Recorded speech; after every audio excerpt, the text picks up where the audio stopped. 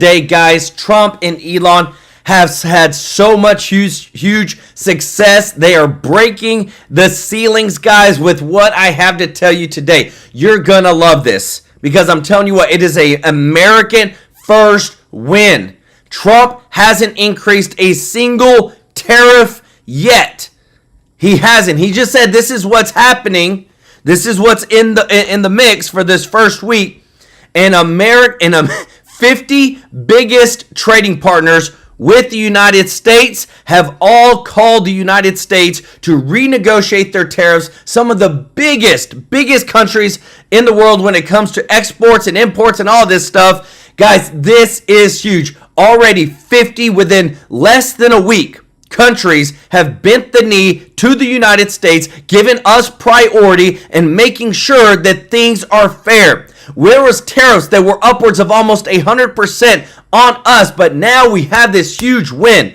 What is this going to do? It's going to be automatic wins for American companies, for the American people, bringing money into the United States and 100% showing everybody that Trump knows what the heck he is doing. Guys, I love this. With what I'm going to show you, you're going to be super excited. We also have accountability, guys, because I'm telling you, this right here is why Trump put certain people in place. Remember Tulsi Gabbard? Well, check this out. Tulsi Gabbard has now declassified Biden's secret censorship and surveillance plan. Do you hear me? Secret censorship and surveillance plan. She is now reviewing the whole of Biden administration's plans where they were using elected officials. Like this declassifying of what was classified now, everybody's going to be able to see they are being exposed now, the Biden administration, for everything that they try to do with Merrick Garland, with all these indictments, with all these lawsuits, frivolous lawsuits against Trump. It's all being declassified. This is what we wanted. This is what we voted for. On top of that, guys, more big news that Soros-funded NGOs, non-government organizations, were instructed. Hear me, guys. This is about as bad as it gets. These Soros-funded NGOs were instructed not to pay black protesters. Black influencers went online to warn blacks not to attend the anti-Trump protest. DC area is almost 50% black, and yet there is almost no black faces within the anti-Tesla Trump Musk protest. You look at the pictures and you're like, what happened?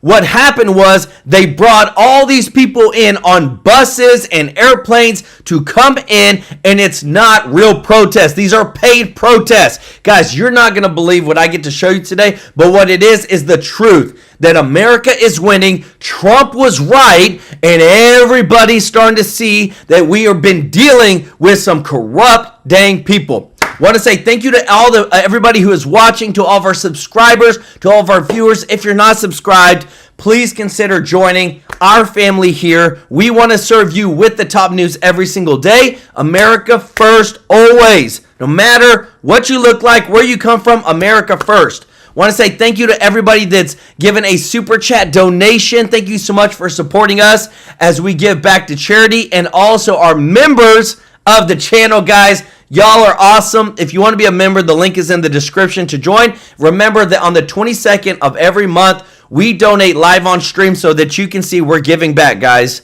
This is the real deal, and I love it. If you don't mind doing us a huge favor of hitting that thumbs up like button, guys, I am so excited because it's finally coming to light. All these declassification, all these things that we've always known about, this breaking news. Check this out. Books about Biden's brain fog are flying off the shelves. Now everyone's kicking him while he's down. I voted for Biden. I really like Biden. I actually have been happy with him, and I would have voted for him if he continued to run. But I did look at him and think, I think maybe you do need to step aside. And now the rumors that we're hearing starting to make sense. And what happened is everyone said, you're disloyal if you say that. Shut up and fall in line. And that's why people want to be independents these days. Because partisan politics, they lie. It was the Democratic Party that made that choice that said, you're betraying him if you call it like you see it. And the point here is he wasn't necessarily fit to run for another 4 years. Okay. So you knew Biden was out of order and you didn't report it because Democrats would get mad. The only one still in denial, Spartacus. What about people that look at the Democratic Party right now and say, you know this man was debilitating, and you have the Republicans leaning on the fact that you hid that from the American people? Well, I don't even know why that's an issue. I talked, by the way, Joe Biden called me today. He sounded very compus mentis, got very argumentative, not argumentative with me, but very fired up when he was talking to me. I don't know, man. Right. I never saw it. And this man would literally call me up to discuss policy. I've met no president like him. Give it up, Spartacus. You've got coup amnesia. Tongues are wagging. Now we know about the secret meeting Pelosi had with Biden before he dropped out. It was really a clandestine get-together. She wanted to make sure that she wasn't seen meeting with Biden. So they had the meeting in the residence and not in the Oval Office. It was extraordinary because she went and she had a one-on-one in person, just the two of them. In the meeting, Biden didn't give in. He didn't say, okay, I'm getting out. But she knew she'd gotten through to him. Dang. And she told friends thereafter that I knew I'd gotten through to him. He trusts me. How many weeks passed between that meeting and when he ultimately pulled out of the race? It's 10 days later. There's no such thing as a bloodless coup. Careers, friendships, campaigns died. Biden will never talk to Pelosi again. And we're finding out Clooney and MSNBC went to war after Mika called him Obama's puppet. What? This wasn't George Clooney. What do you mean? It just wasn't. Come on. Well, who do you think it was? Come on. It was not Matt Damon. Who do you think it wasn't it was? Julia Roberts either. Who do you think it was? You can say the name. You won't melt. It's not Voldemort. Are you saying you think Barack Obama put him up to this? I think that Barack Obama has a lot of influence, and I think that there's a lot there. Clooney saw that and called Mika's producer. How the F could you let her link me with Barack Obama saying he made me write the op-ed? You F'd me. You're my friend. You should have stood up for me. The producer shot back. George, this is not an effing movie. There's no script. It's just not a movie where you go script page to script page. Guys, do you not love this? And I'm going to show you this too. I got to show you this because no matter what the left-wing media says, you saw them fumbling. They don't know how to handle this. Trump's job approval has just risen 4 points, baby. He is now at 53%. This is a poll after the tariffs were implemented. So the left-wing media doesn't know what they're talking about. They may say that nobody likes what Trump is doing, and that's why we have these protests and all this and that. But guess what? The American people said, we approve of Trump. Let's go. He said, F you. The producer responded, F yourself. This is a morning talk show on cable channel. Nobody gives an F if we should just get out or stay in. Nobody effing cares. It's skywriting. Kamala's watching her party get carpet bombed and thought it was a good time to come out of the bunker. Don't you wish you elected me instead of Trump? There were many things that we knew would happen. Many things. I'm not here, so I told you so.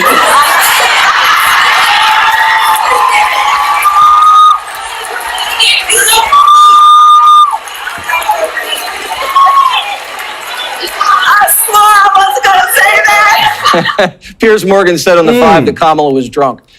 Do you think she's drunk? Or is she just ditzy? But Kamala isn't safe from the leaks either. We're finding out exactly what her campaign thought of her after she did this. Would you have done something differently than President Biden during the past 4 years?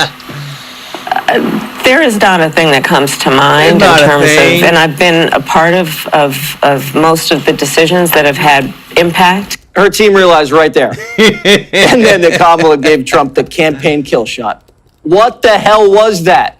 That's not what we practiced. Saying Biden had a flawless 4 years and you wouldn't... Guys, it's not what they practice with Kamala Harris. Remember, puppet, guys, puppet. If you appreciate the exposure, guys, if you don't mind doing us a huge favor of hitting that thumbs up like button, thank you so much for your support. Change a thing, that's bad. But picking tampon for VP is worse.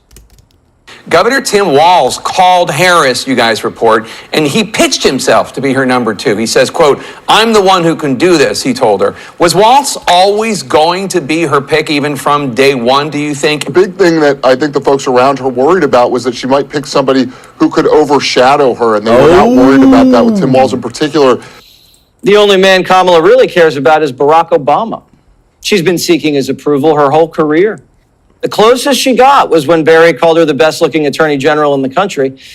Michelle wasn't happy about that one. But when it came time to endorse Kamala, Obama waited because he thought she'd lose. And Kamala was furious. Harris felt hurt that he thought so little of her. That pain turned to anger. Obama eventually caved and gave her his stamp. Kamala pushed down her rage and smiled. She needed Obama, but his endorsement wasn't enough. Amy Parnes is the co-author of oh Fight. my goodness. Do y'all see what is coming out right now? The truth, guys. We knew it. We knew that there was a big mess in the Democratic Party. They didn't have a real leader. They were gaslighting people, lying to people the entire time. Look at this amazing success, guys. You cannot make this up. This is real success that wouldn't have happened without having Trump with a steel backbone. That when all the economists say don't do this, he's a businessman, not just some person who studied a book and is now trying to make decisions. No, he's dealt with this type of business. 50 nations proposing tariff cuts. Remember, he put 180 nations on notice that they were going to be receiving reciprocal tariffs. And already, almost a third of them have already come, and some of the biggest have said, you know what, we bent the knee. Whatever you need us to do, Mr. Trump, whatever you need us to do, United States, guys, this is winning, baby. Thank you so much, Karen FC Sap, for the super chat. Let's go. And B1 Sly One. Hey, guys, I hope the audio is better. I don't know. I haven't changed any settings with the audio. I hope it may be a YouTube issue, guys, so I haven't changed anything. But thank you so much for the super chat. Karen K said, another amazing day with Joel, chat, and real news. Thank you. Let's go. Y'all show Karen, B1 Sly One some love. And Lukika YN1, who said, Joel, bringing it. President Trump and Elon Musk Doge giving America back to Americans. God bless them. Proving every day gets better in America with Trump in office. Man, if that isn't a mic drop, I don't know what it is. Y'all show Lukika some love in the chat. So right here, guys, some of the biggest ones. We're talking about Vietnam, Taiwan, Japan. All these have come to the United States and said, we're sorry, we kind of been screwing y'all for the past 5 years. We're ready to play nice, and we're ready to do whatever you need us to do, because they know that they have lost it. But I want to show you this too, guys, because again, it's not over. Like the protest, all these things that the government is trying, not the government, these NGOs that are funded by these so-called billionaires that are, you know, hey, we're just trying to put people first. We're trying to make sure that America is going to stay the same. Well, guess what? Trump is turning this world upside down. They know it because they're being exposed. Check this out. President Trump has turned the world inside out, upside down, and for good reason. For the first time in a very long time, we have a president who is putting Americans first, a president who is determined to make America wealthy again, make America independent again. We protect the world, send billions of aid around the world, and in return, we get ripped off by the world. We are done being the world's ATM. We are done being suckers. Trump's you do to me, I'll do back to you tariffs have been a long time coming. Here he is on the Oprah Winfrey Show back in 1988. And yet we let Japan come in and dump everything right into our markets and everything. It's not free trade. If you ever go to Japan right now and try to sell something, forget about it, Oprah. Just forget about it. It's almost impossible. They don't have laws against it. They just make it impossible. They come over here, they sell their cars, their VCRs, they knock the hell out of our companies. Guys, and you know what I love is that here he's a Democrat. He has been a Democrat his entire life till pretty much 2016 when he turned Republican. But even right here, this is a Democrat speaking that we are getting screwed over. I have tremendous respect for the Japanese people. I mean, you can respect somebody that's beating the hell out of you, but they are beating the hell out of this country. Kuwait, they live like kings. The poorest person in Kuwait, they live like kings. And yet they're not paying. We make it possible for them to sell their oil. Why aren't they paying us 25% of what they're making? It's a joke. Yep, and the joke has been on us for decades now. Did you know, by the way, that Trump was a Democrat? There was actually always bipartisan consensus that the United States should implement reciprocal tariffs, from Nancy Pelosi to Barack Obama. How far does China have to go? How much more repression? How big a trade deficit and loss of jobs for the American worker? And how much more dangerous proliferation has to exist before members of this House of Representatives will say, I will not endorse the status quo? We had a tire case in which they were flooding us with cheap domestic tires or cheap Chinese tires. And we put a stop to it. And as a consequence, saved jobs throughout America. I have to say that Governor Romney criticized me for being too tough in that tire case. Many Democrats have championed this issue of tariffs and reciprocal, you do to me what I do to you. They've been doing this, talking about this for years. You just heard it right there. Even AOC's BFF, Bernie Sanders, he criticized Republicans for allowing companies to build most of our products overseas. Further, what they have said is that we need to not worry about manufacturing in America, because what we should establish is a policy of unfettered free trade. We don't need tariffs. What we need is to allow corporate America the freedom to throw American workers out on the street. I mean, that's Bernie basically backing up what Trump is saying. I mean, we're tired of being the joke. Isn't that amazing? Your three, especially Bernie Sanders, being as progressive as he is with AOC, they all said the same dang thing, guys.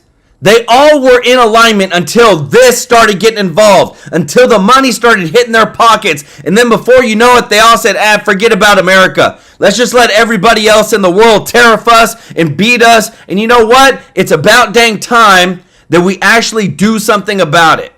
Of the world, we have, if you've seen it, we've become more and more reliant on our adversaries like China. We saw it clear as day during the pandemic when we couldn't even buy masks or gloves. And guys, it gets even worse than PPE.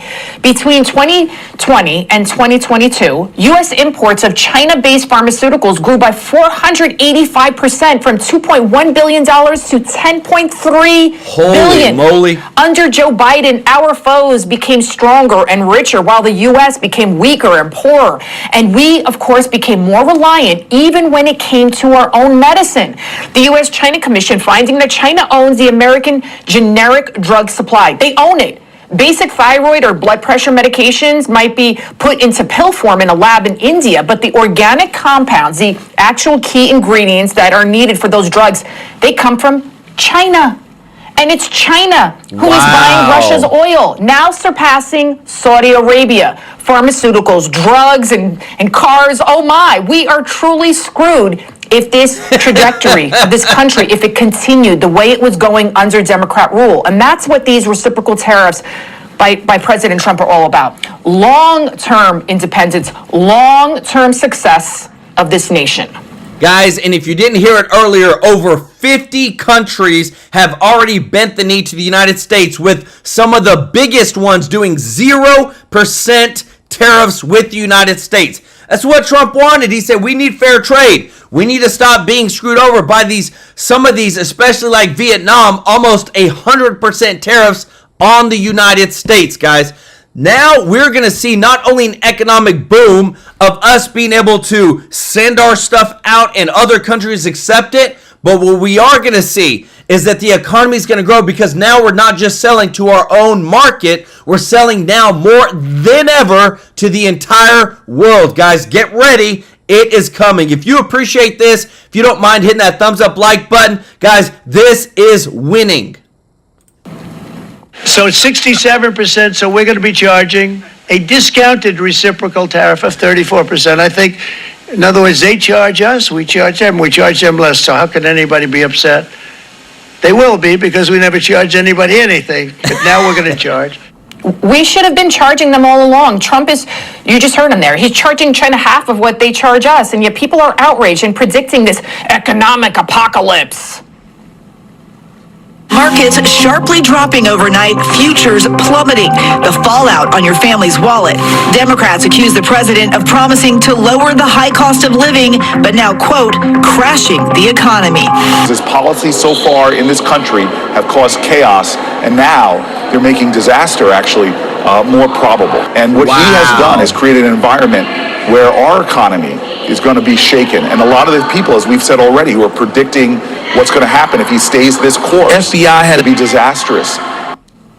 Aren't these the same people who said that Joe Biden was mentally competent and fit and he should run again? I mean, if foreign countries want lower tariffs, then simply put, the United States, we should also get lower tariffs too. Yes. The American dream is not let them eat flat screens.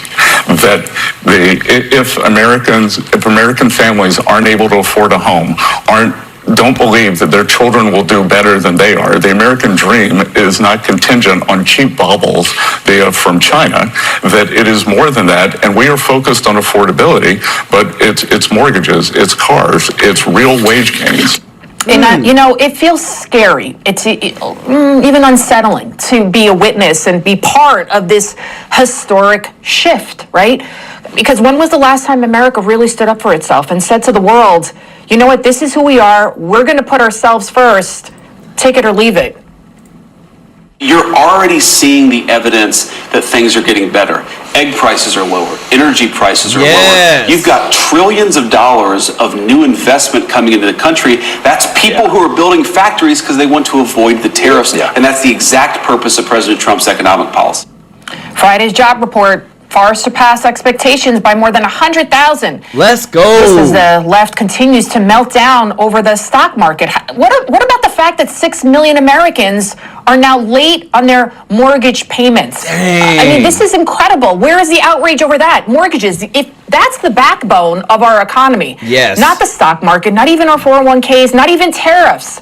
Yet the fear-mongering from the left, of course, with the media, it continues. President Trump, they want to keep that banging that drum that he's the big, bad, orange boogeyman.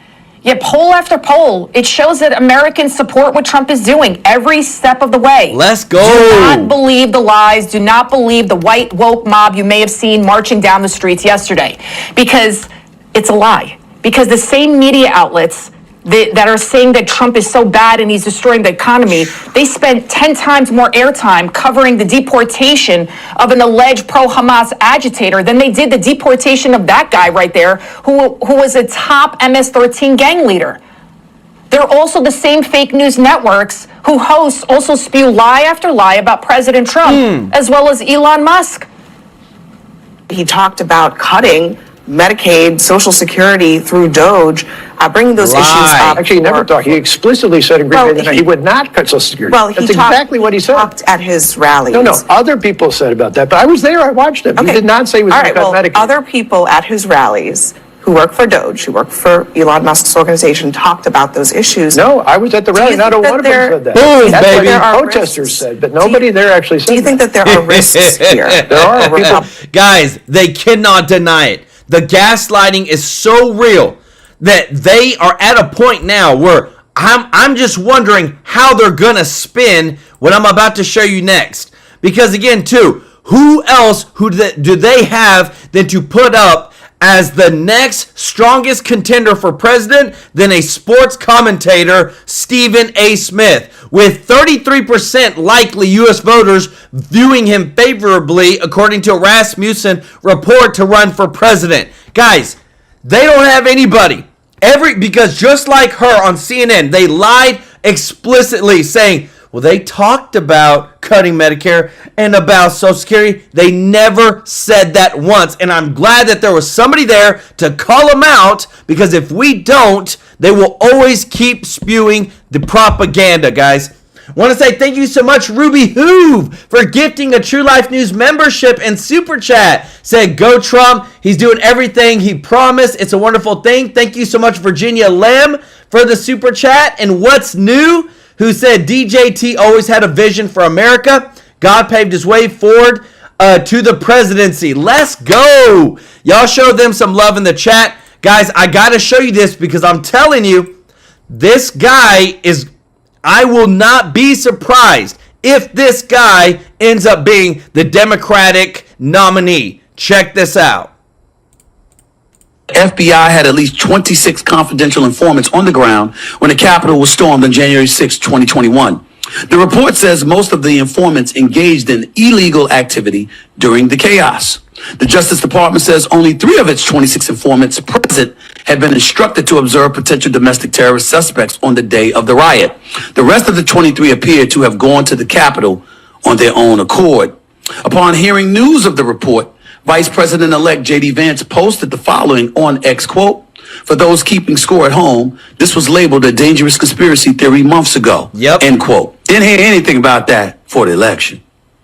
Didn't hear anything about that when the quote-unquote insurrection was broached. I'm really, really sick and tired of every time I turn around finding something else that the Democrats have lied about or downplayed or misrepresented along the way. I mean, I see Republicans like Megyn Kelly or Officer Tatum or Candace Owens or, you know, the Sean Hannitys of the world.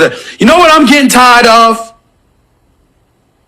You know what I'm getting to the Democratic Party? You know what I'm getting really pissed off about? I'm getting really ticked off at every time they open their mouth about something pertaining to y'all, they seem right. Let's go. Guys, is that not what we're living in right now?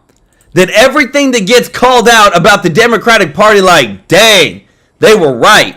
Dang, they were right. Like, that's literally what we're living in. Because right now, the Department of Justice, the DOJ, right now, they just had a hearing, guys, yesterday, today, over the new wave that's about to come of investigations into all of these politicians that are somehow extraordinarily wealthy, despite not making the money to actually be that, or owning a company that would produce that amount of revenue to generate that type of wealth. Now you're about to hear, guys, this is the real deal. Listen to this.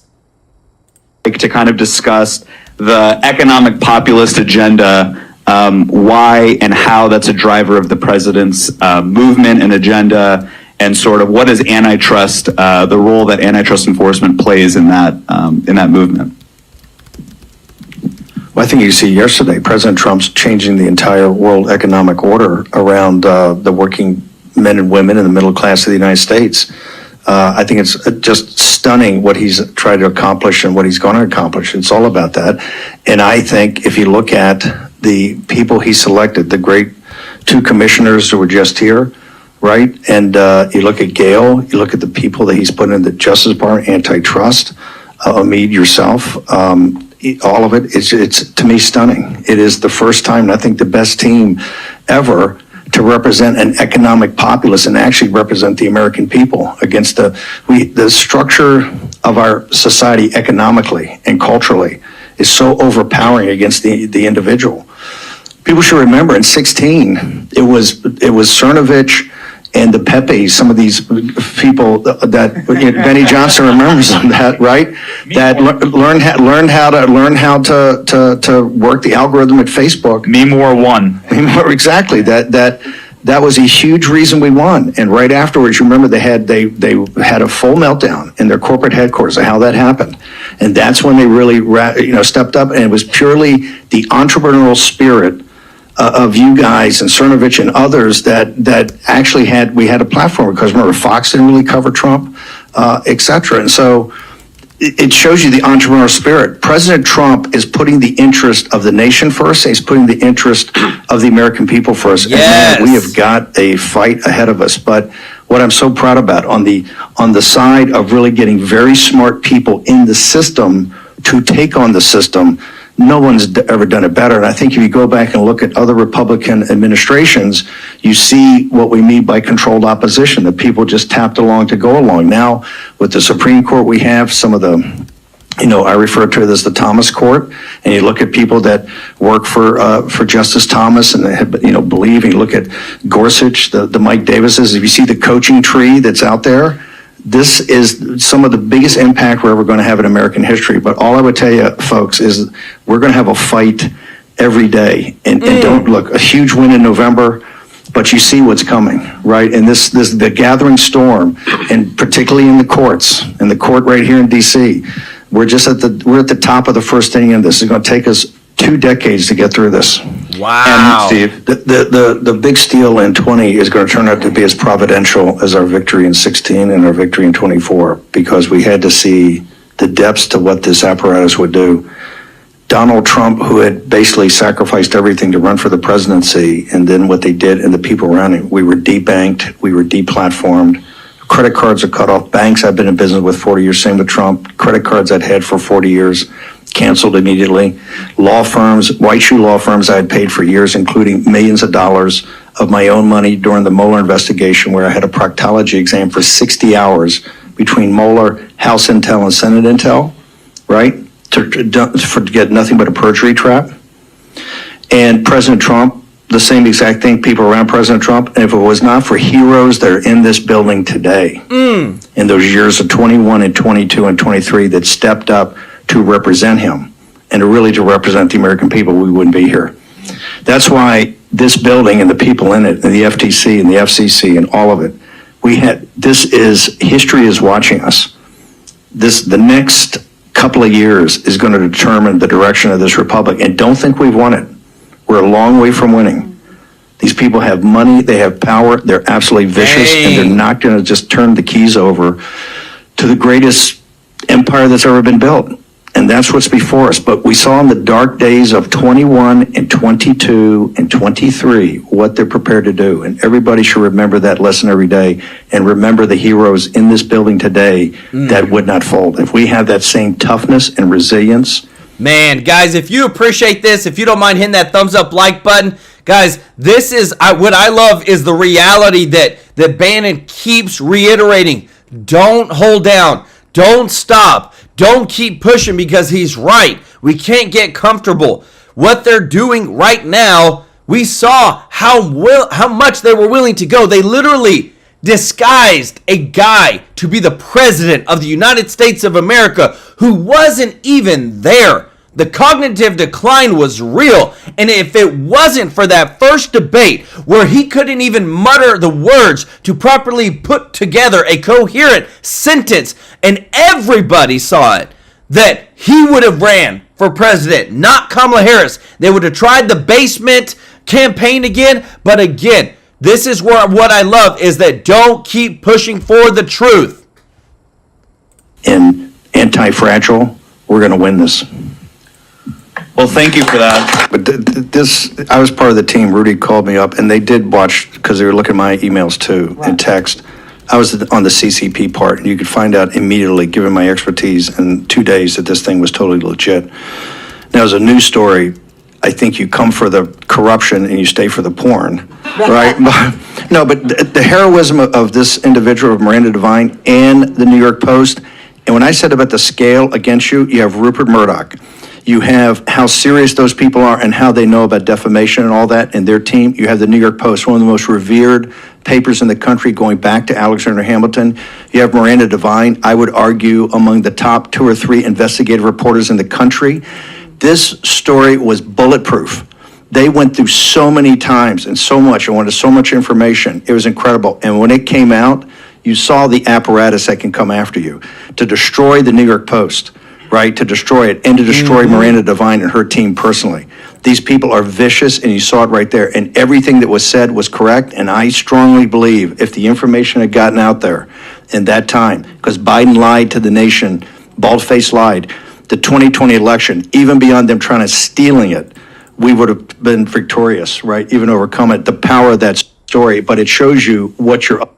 See the financial times Guys, on your lap. that's the big thing. I'm glad, in retrospect, in hindsight, I'm glad that we lost 2020 because Trump didn't have the right dream team around him. But look at this. Former Democrat, now Republican, Intel Chief Tulsi Gabbard confirms Office of the DNI is reviewing the Biden admin's secret domestic surveillance strategy for declassifications. We are already on this and look forward to declassifying this and other instances of the government being weaponized against Americans.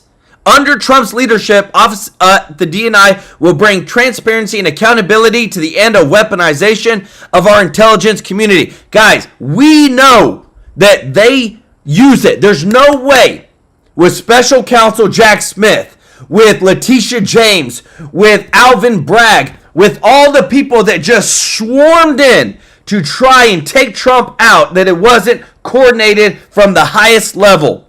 May not have been Biden, but it was the people that were controlling Biden trying to keep Trump out. How in the world do you take misdemeanors that are out of the statute of limitations, convert them to felonies, and then put the courts in the most liberal place in New York? 92% of the population voted Democrat, and then expect to get a fair trial to Trump?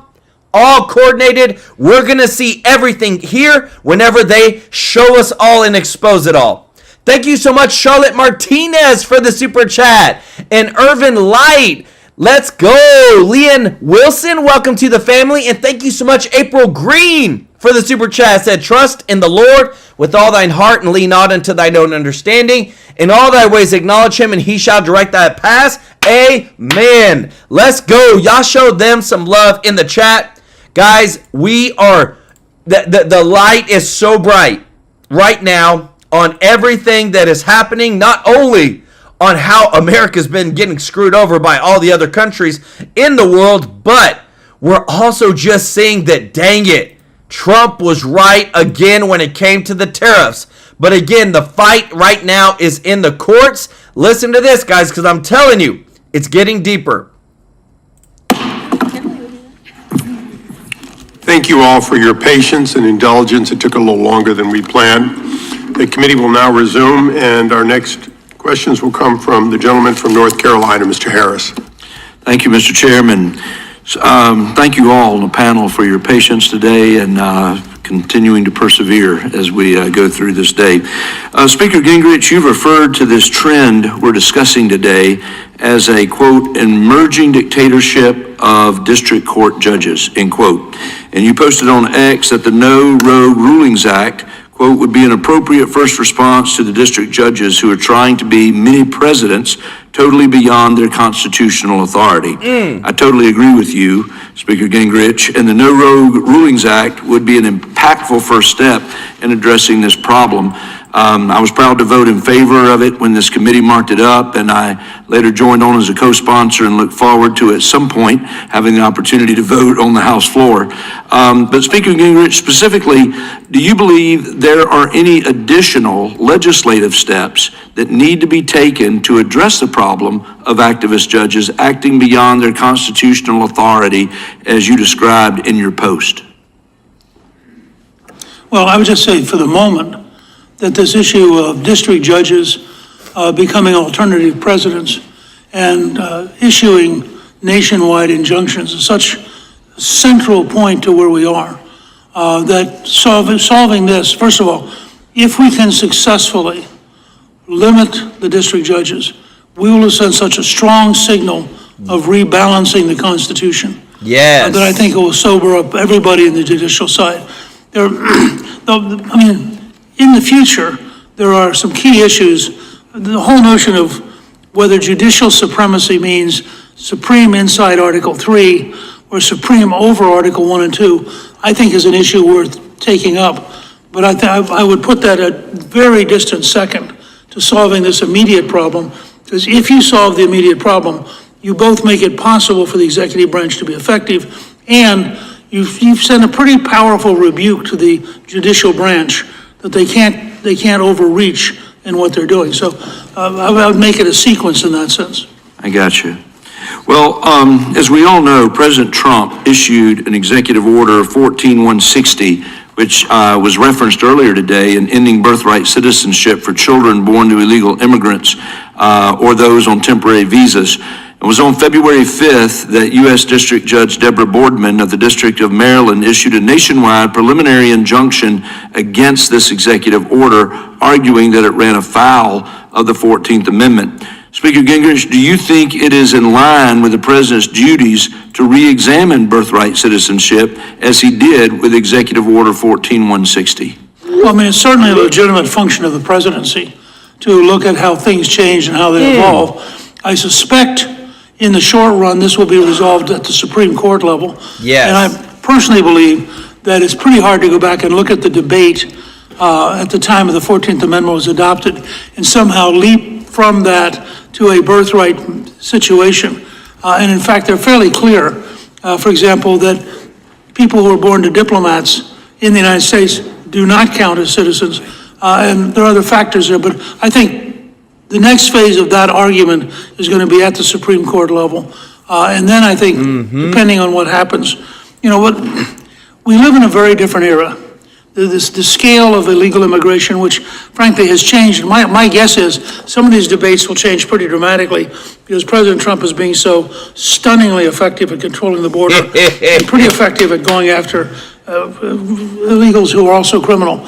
But I do think in the long run, having somebody who deliberately comes in the U.S. just long enough to have a child, and then having had the child, maybe on a tourist visa, if you will, claiming now they have an American citizen in their family. My guess is to the degree that continues to evolve with modern transportation, that we'll probably revisit this issue, but first we ought to see exactly what the Supreme Court says. All right. Thank you, sir. Mr. Chairman, I yield back. If you'd yield to me. I'll yield to you. I'll follow up on that briefly. So, a diplomat's child is not a citizen, correct? Specifically correct. So a diplomat is here on a visa and is lawfully in this country, including the spouse typically. Would an invading armies that comes with its spouses, well, here occupying, let's say, Texas, would their children be covered under the 14th Amendment? My reading of the debates about the amendment would suggest that you had to be here legally in order to be qualified to have a child who would become an American. Yep. You couldn't be here illegally. You couldn't be here in a situation where you would not be within American law. And I think in that sense, an invading army by definition is not here as part of the American law. So it's a legitimate debate on the 14th Amendment and where you'd be in and out. I think it was a habit which grew up sort of absent-mindedly when there frankly weren't very many cases. And as it got to be a bigger and bigger issue, people began to say, wait a second, do we really think that in the 1860s, this is something they had in mind? And I think it's pretty hard to read the debate and conclude that they wanted birthright citizenship for non-citizens. So now we go to the gentleman from Missouri next. Guys, is that not a literally mic drop? The amount of people that come in and say, oh, just because you're born here, you're a citizen? No. Diplomats, people from other countries, they have kids here. They're here legally, but it doesn't make you a citizen. If a country tries to fight us, invades Texas, just because they're here doesn't make them citizens.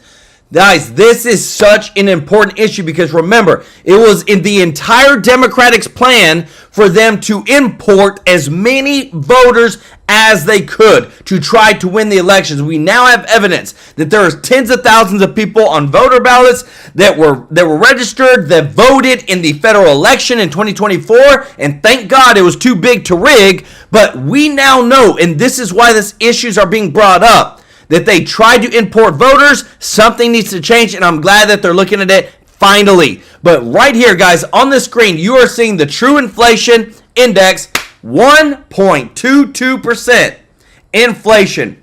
Remember a couple years ago when it was like 9%? This is beautiful. This is the Trump effect. If you appreciate this, if you don't mind hitting that thumbs up like button, this right here just shows you that Trump knows what the heck he's doing. And not only that, it's his team that knows what he's doing. Listen to this, guys, because this is so powerful. Kristen, what I like is data. And if we look at data from President Trump's first term, and there's a big study that just came out from a group of economists, mostly at MIT, that showed that a 20% tariff on China led to a 0.7% tax or price level increase over 4 years. I think that's pretty good. If we can take in 20% in tariffs and it's a 0.7% increase, and Kristen, the little publicized story this week, everyone wants to look at the stock market going down. You know what else went down? Oil prices went down almost 15% in 2 days, which impacts working Americans much more than the stock market does. Yes. Interest rates hit their low for the year, so I'm expecting the mortgage applications to pick up. Well, just to be very clear, though, I mean, during President Trump's first terms, the cost to Americans was nearly $80 billion in new taxes due to his tariffs. Prices did go up on everything from washing machines to tires. Well, no, but let's go back. The aggregate number was 0.7, so we can discern the individual things. Also, households saw real net wages go up. So if wages go up faster than prices, which is not what happened over the past 4 years, that's why the bottom 50% got eviscerated. Boom, baby. You got a reporter who's trying to go up against a Treasury Secretary who's a billionaire. I say that, the reason I say that is because a billionaire doesn't get to be a billionaire by chance. Guys, they have to do something extraordinary to obtain that type of wealth. And he just called her out, even though she tried to change it up and make Trump look bad. He's like, nope, the data shows this is what actually happened, and I love it. Thank you so much, Judy Lynn, for the super chat. She said, the Lord sustains the humble, but casts the wicked to the ground. Amen. And thank you so much, Charlotte Martinez, for the super chat. And Leanne Wilson, who said, God is in control and has this. We need to turn from being warriors into warriors. What? Mic drop. Y'all show Leanne, Charlotte, and Judy Lynn some love in the chat. Guys, what? That's some beautiful super chats right there. I love it. Because what I'm about to show you next, guys, remember, they're paid. And I would normally never say this, but we now have evidence that these NGOs that were paying for all these anti-Trump protests and Elon Musk protests, that they told them to not hire black people. This is pretty messed up. But I want you to look, guys, because this is how far they're going to try to disrupt Trump. Check it out.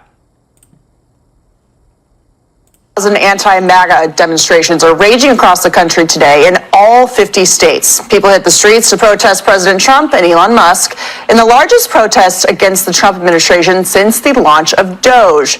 Far-left Democrats, unsurprisingly, fueled the chaos. We are in a fight.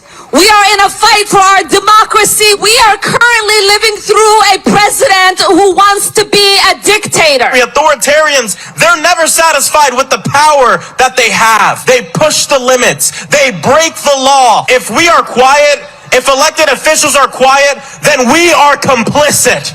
And we cannot be complicit. So we say to Donald Trump and Elon Musk, hands off science, hands off the Bill of Rights, hands off Greenland, hands off Canada, hands off Panama, hands off the courts, hands off the courts. Hands off the courts. Hands off. Trump's efforts to cut waste, fraud, and abuse from the federal government isn't sitting well with the far left, and they're taking their hate out on everything, including... Teslas.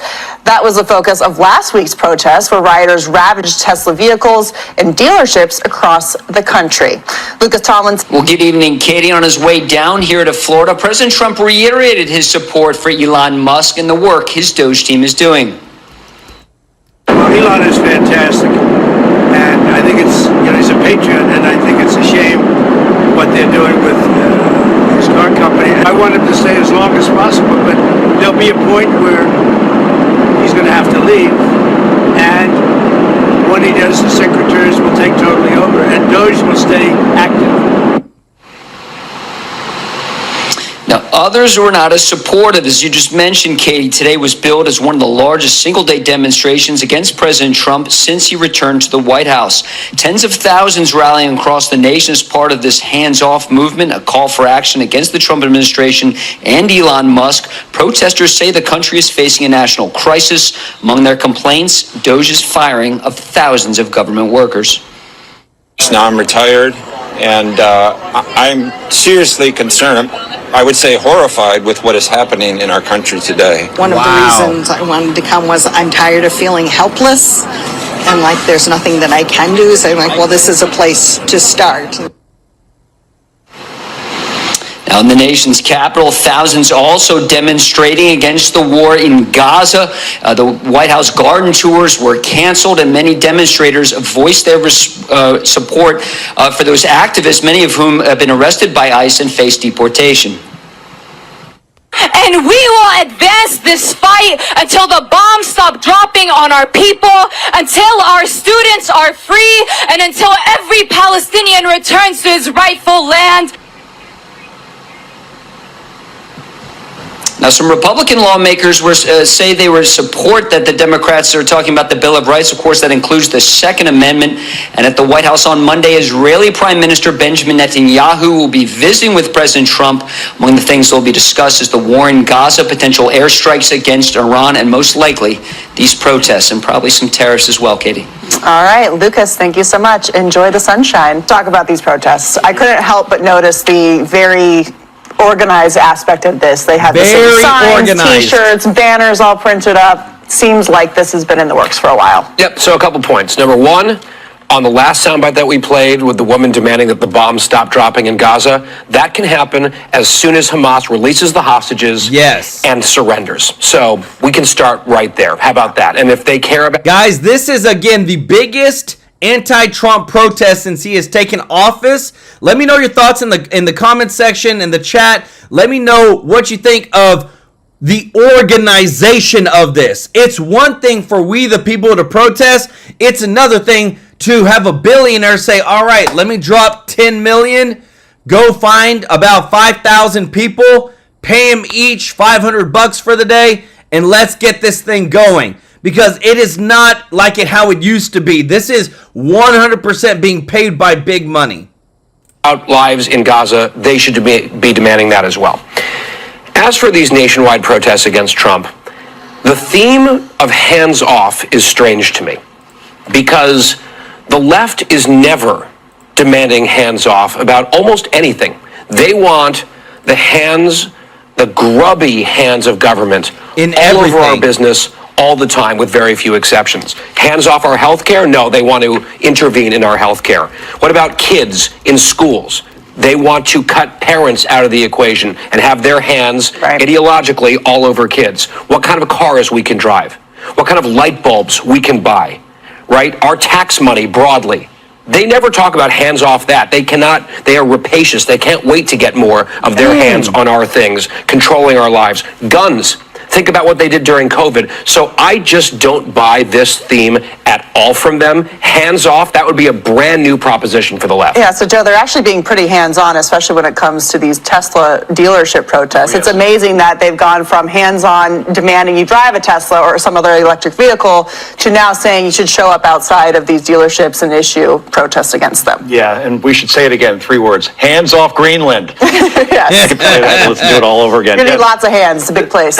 Seinfeld went off the air years ago, but they did have an episode about Festivus, which is an airing of grievances. And that's basically what we've seen over the last 9 weeks since Donald Trump took office, and really basically since Election Day. I was there for one of those protests in Bryant Park here in New York, a couple blocks down, covering it for the network. And we had people there. When I asked, there's signs over there saying, burn a Tesla, save democracy. Do you agree with that? And we found some people that said this is necessary. Yeah. That's scary to me. These are the same people that probably cheered Luigi Mangione for shooting a father of two and a husband in the back a couple blocks here, north here in New York. Overall, we even met one woman who stood in front of a fire truck because the fire truck was trying to get to an emergency, and she thought the fire truck was trying to disrupt the protesters from singing. I mean, these are not normal people. These are the fringe, and the fact that Democrats, not even one prominent one, can say Molotov cocktails and firebombing of Tesla dealerships and shooting at Tesla dealerships, like we saw in Oregon, for example, that's a whole bowl of wrong. Yeah. Instead, their silence makes them complicit. Well, Molly, we do have a prominent Democrat speaking out about. Guys, let me tell you this. And his name is former President. The complicit, they're with it. They don't care. What I'm about to show you next really bothers me. But what really bothers me is that Democrats are so hell-bent on trying to defend the wrong people, trying to defend these criminal gangbangers, trying to defend giving money to other countries whenever we have people in desperate need, especially those on Social Security getting less than $1,000 a month that need help. Listen to this, guys, because I'm telling you, if this doesn't mess with you, something's wrong. You want to have a conversation about transparency. Let me ask you a question. Do you have any idea where the $22 billion that the Department of Health and Human Services provided to illegal aliens under Joe Biden is right now? $22 billion with the B. That's enough to provide a free house to every homeless veteran in America. Where's the $22 billion? I don't know. You don't know. Nobody knows. Joe Biden just spent it, and now it's gone. Transparency begins with having an accounting of where every federal dollar is spent. And God bless President Trump for leading this effort. You hear that? We could have given with all this money that we have no idea where it's at, we could have taken care of our homeless veterans, which we need to take care of them. Thank you so much, Alice Guerrero, for the super chat. Let's go. Hey, that's me. I'm the guy in the chair. Let's go. And Deborah Jacobs for the super chat. I love it. Y'all show Alice and Deborah some love in the chat. This right here, Trump is not playing around. He's resetting all the changes, guys, all the policies. Because why? Because they're all anti-American policies. If every single country tariffs us exponentially more than we tariff them, to me, that's anti-America. Let me know your thoughts, but I'm super happy. Again, it's about the dream team. Not just about Trump, it's about the people around him. Listen to this. Governor of the great state of Florida. Byron, thank you, my friend, for coming on. You have a financial background, and so I want to get your take on what's going on. Trump tariffs, if you ask me, his mission is 100% gold-plated. Stocks will fluctuate. But anyway, what are you thinking? What are you hearing from your constituents? Well, first, Larry, what the president is simply doing is resetting trade policy across the entire world. I was listening to the previous segment. I think your guests were absolutely correct. For far too long, other countries have built their economies on the back of the American economy. And that's not a bad thing overall when our economy was so dominant and their economies were so weak. But now it's a different situation. Their economies are significantly stronger than where they were before. We have shifted a lot of jobs that are in the supply chains to these other nations, and now you have the American worker who is the one who suffered as a result. So what the president wants to do, equalize trade, have some of those jobs come back, have the American people be a part of that wealth generation that does come from manufacturing. Yes. And at the end of the day, our economy will still thrive. You'll actually get some price stability across the board out of this over the medium to long term. You couple this with tax policy here in the United States and regulatory reductions, it will really be a boon to America. And you know, Byron, the longer term goal of reshoring and manufacturing and so forth, the policies fit nicely because you're going to create lower tax rates and therefore incentives to reshore. I mean, building a new factory and writing it off in year one and making it retroactive to January 20th. I mean, that's just what the doctor ordered. I mean, I hope you, both houses, get that through because it's going to be really important. A 15% made in America tax rate for companies, that's just fabulous stuff. I'd like to, listen, I don't know what you think. I'd like to use this tariff money, some of which comes out of consumers, some of it comes out of business.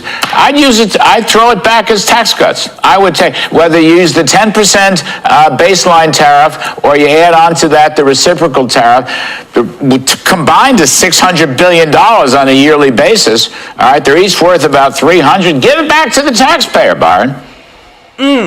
Well, I think that one gets a little bit more difficult because, you don't have a consistent revenue stream that you can rely on to fill into the coffers. I think what you do with that, you help to take down our budget deficits. And let's be clear, for Americans today, the number one issue, especially the last 4 years, has been inflation. If you can get the borrowings down out of Treasury, which this tariff revenue could go towards, now what you're doing is the federal government's borrowing less. We are not diminishing the purchasing value of our dollar, which directly impacts every American in our country, especially people who are poor and middle class. So if we slow down the borrowings, which actually get inflation under control and provides for more stable price controls in the United States in terms of how your dollars don't get diminished, you couple that with manufacturing and other industries coming to the United States, lower tax rates overall, a lower regulatory burden, you have the foundation for a stronger economic profile going forward. All right, it should all work together. We're a little short. Guys, why do you think inflation is at 1.22% right now?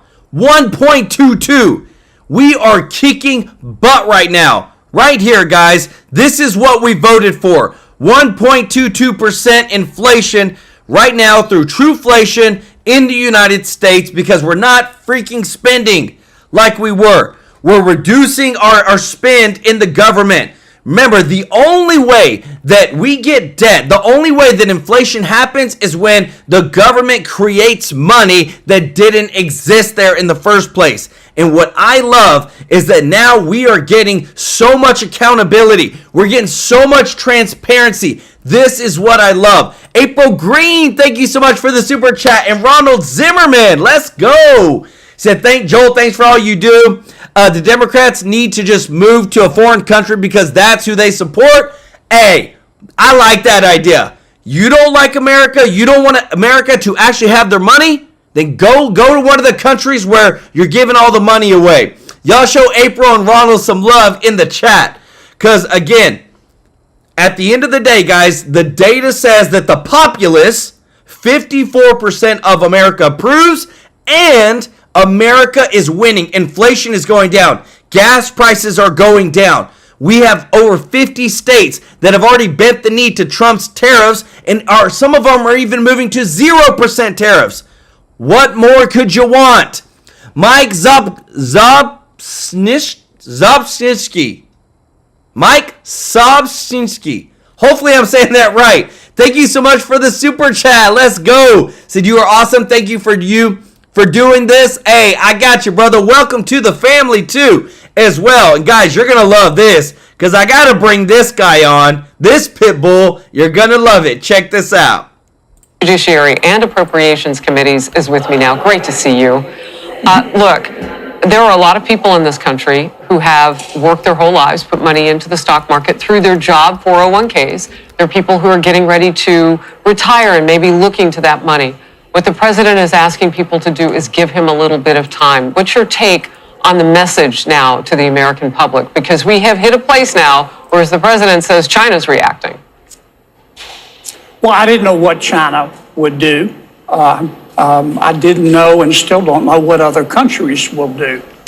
I've said consistently since the president made his tariffs announcement that we're in uncharted waters.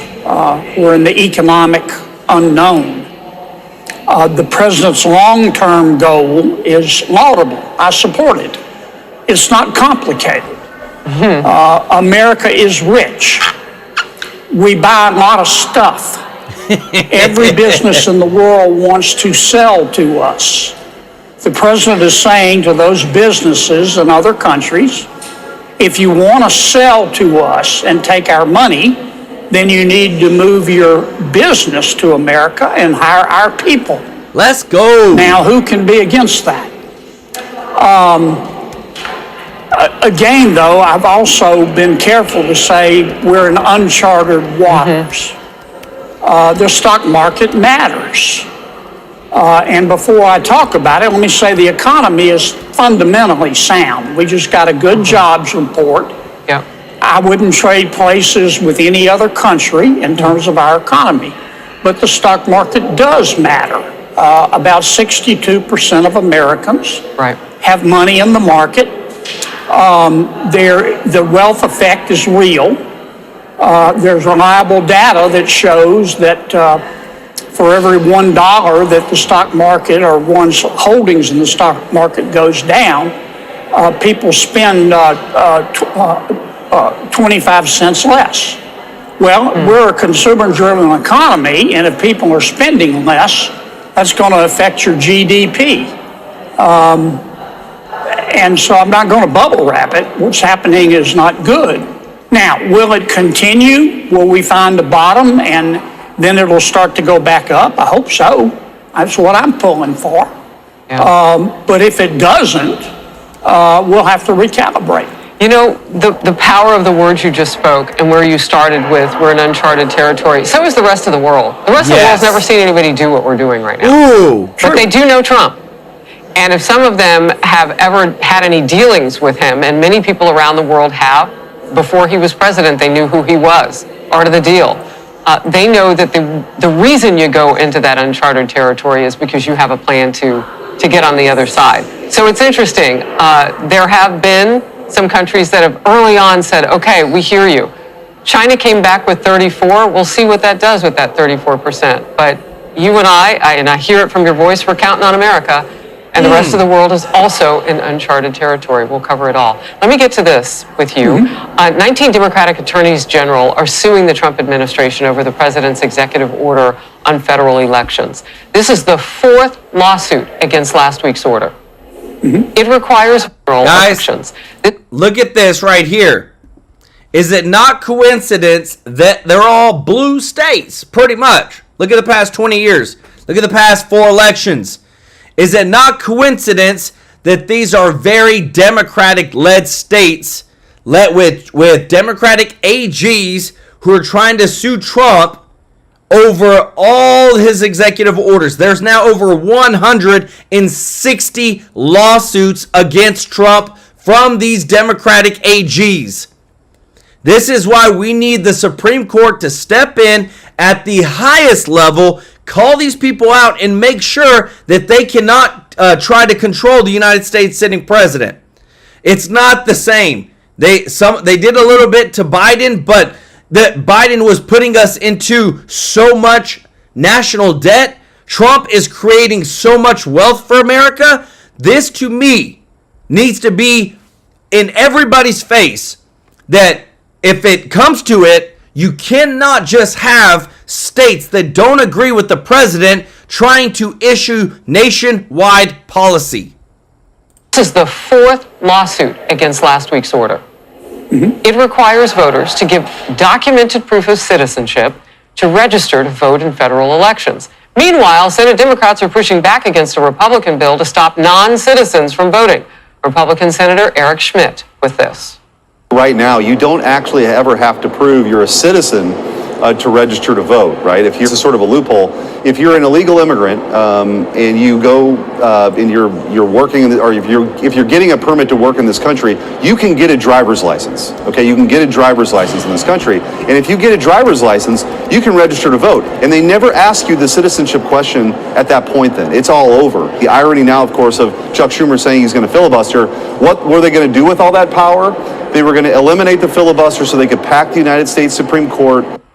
All right, the American public looks at this and they're like, well, how much of a game are we watching play? And it's not fun. Like, what is the bottom line in all of this? Why are they going after this president this way? Here's the bottom line in my judgment. They're going after the president in a haphazard way because they don't like the president. And the issue doesn't seem to matter. I find it extraordinary that anyone, including and especially my Democratic colleagues, can be opposed to election integrity. That's like being opposed to children or prosperity or golden retrievers. Our states have control with guidance by the federal government of elections. I don't think we ought to change that, but I think we need to have two hard and fast rules. If we do this, our elections will be fine. Number one, you have to prove you are who you say you are in order to vote. Yes. It is illegal to vote if you're not a citizen of this country. So you have to prove that you are who you say you are in order to vote. Number two, we need to go back to an election day, not an election month. Now, if a state wants early voting, if it wants absentee voting, if it wants mail ballots, I prefer to vote on election day, but not everybody shares my point of view. It's up to the states. However they decide to do it, number one, you have to prove you are who you say you are before your vote is counted, and number two, all the votes have to be counted on election night, and then we'll be just fine.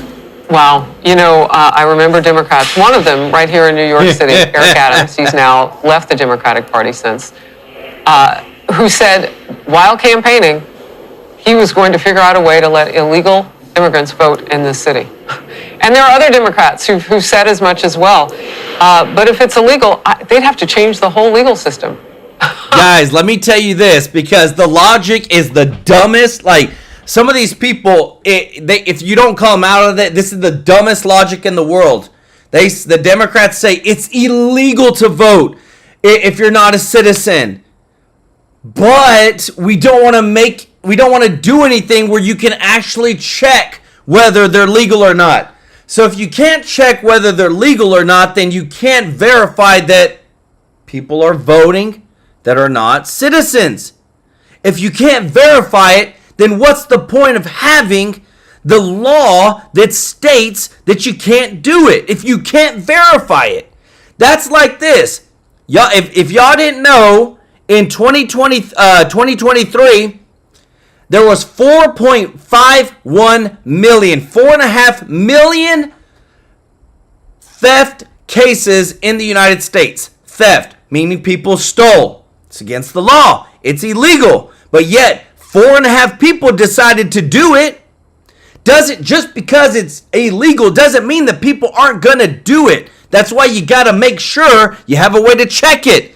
It blows my mind, guys, with some of the stuff that we hear. But want to say, guys, thank you to everybody who is watching, to all of our subscribers and all of our viewers. If you're not subscribed, please consider joining our True Life News family. Guys, we want you here, a part of this community. We want to keep growing this. We want to keep serving you every day with the top news. And if you don't mind doing us a huge favor of hitting that thumbs up like button, guys, we love it. We love it. We're growing this community. We're doing big things. We're giving away a ton of money to charity. And it's all because of you and your support.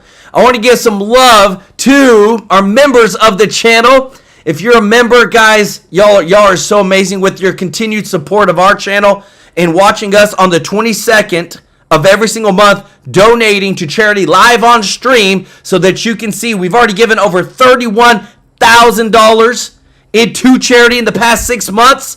With your support, we want to keep giving more.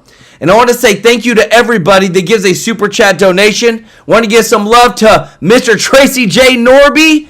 Let's go. He said, thank you everyone for giving a part of yourself for the family and charities especially. It's a good thing to get out of our own skins. Thank you all. Let's go. And thank you so much, Lukika, for gifting one True Life News membership. I love it. I want to give some love to Ruby Who, Karen FC Sap, B1 Sly One, Karen K, Deanna Scott, Virginia Lamb, What's New, Tammy Brewer, Charlotte Martinez, Irvin Light, Leanne Wilson, April Green, Judy Lynn Loving Spirit. Guys, Alice Guerrero, Deborah Jacobs, Ronald Zimmerman, Mike Sobczynski. Hopefully I'm saying that right. Guys, show them some love in the chat. We love you guys. We're here to serve you every day. We couldn't do this without you. It means the world to us that you support us. And like always, guys, America first, baby. We are going to bring the truth from all the different sources across the internet for you. We love you, and we'll see you in the next one. Take care. Bye-bye.